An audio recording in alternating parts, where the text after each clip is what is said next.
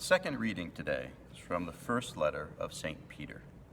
We don't often read from St. Peter's letters at Mass. Much more often, the second reading is from one of the letters of St. Paul.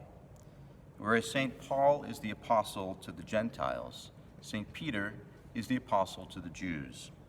And in his letter, St. Peter tells the early Christian Jews, always be ready to give an explanation to anyone who asks you for a reason for your hope. The same applies to all of us. All Christians should be ready at any time to give an explanation for the reason for our hope.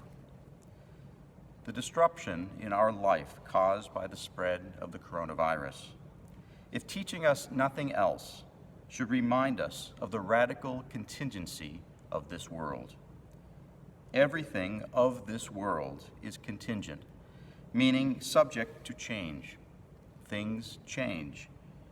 Things that we thought were stable in our life have become unstable.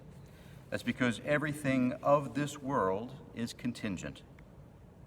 Notice that I said everything of this world and not everything in this world.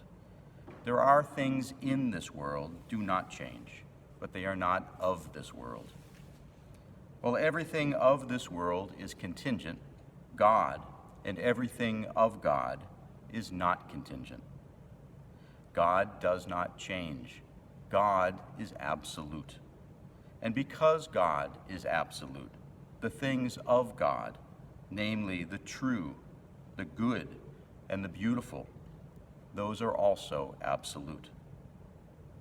Change is a difference over time. Since God is outside of time, he does not change. He is not contingent. God is absolute. In the incarnation of Jesus Christ, God entered time and space and took to himself the human nature he had created. God became man in Jesus Christ.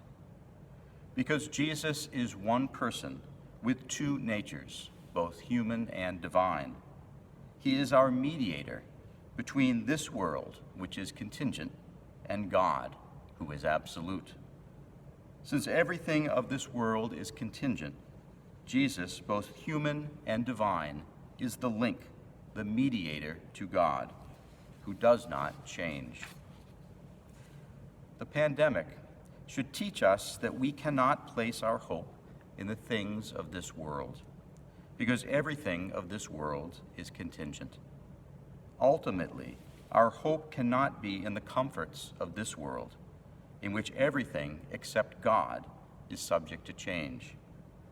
Our hope is in Jesus Christ, who destroyed our death by his dying on the cross for us and restored us to life in his resurrection. Jesus Christ, who tells us in the gospel today, I will not leave you orphans.